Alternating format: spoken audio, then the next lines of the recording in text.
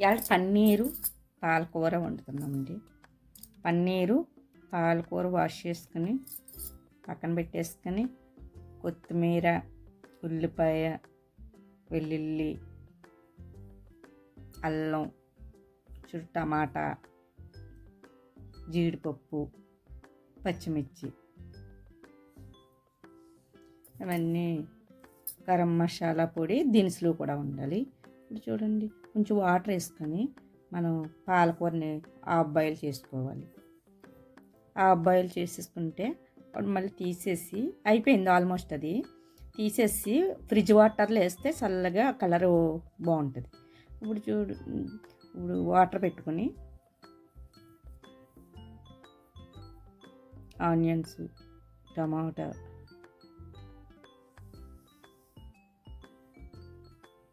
పచ్చిమిర్చి,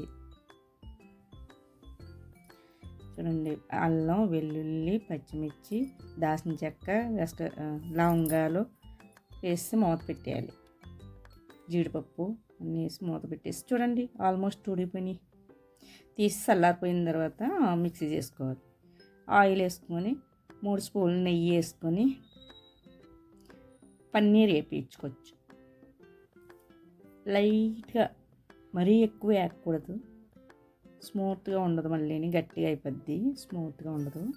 light gold colour వచ్చేలాగా, చూడండి. చిన్న చిటికుడు సాల్ట్ వేసుకుంటే పన్నీర్కి చాలా టేస్ట్ బాగుంటుంది. వేపేయాలి. వేపేసిన తర్వాత తీసేసుకొని ఇలాచి, లవంగాలు, బిర్యానీ ఆకు వేసేయాలి. వేసుకుని చేగిన తర్వాత మనం ఆనియన్ పేస్టు, టమాటా, ఇవి అన్నీ ఉడకబెట్టుకున్న దినుసులు ఉన్నాయి కదా, అవన్నీ మిక్సీ చేసుకొని వేసుకోవాలి. కానీ రెడ్ చిల్లీ వాడమండి, గ్రీన్ చిల్లీ మాత్రమే వేస్తాము. ఆల్మోస్ట్ దీంట్లో మిక్సీ చేసాము. చూడండి బాగా వేగిపోయింది, పైన ఆయిల్ వచ్చింది. గరం మసాలా,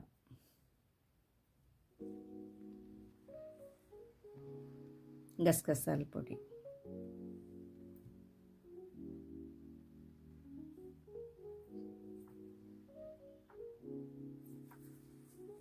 సాల్ట్, పసుపు వేసేసి నీట్గా తిప్పుకొని బాగా కలుపుకోవాలి.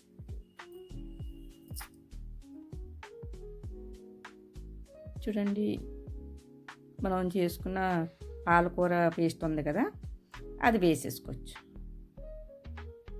కలర్ మంచి గ్రీన్గా ఉంది.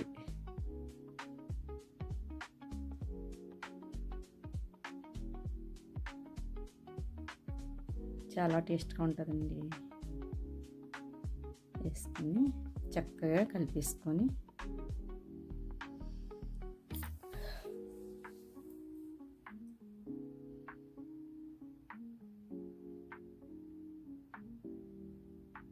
చూడండి ఎంత కలర్ గ్రీన్గా ఉందో.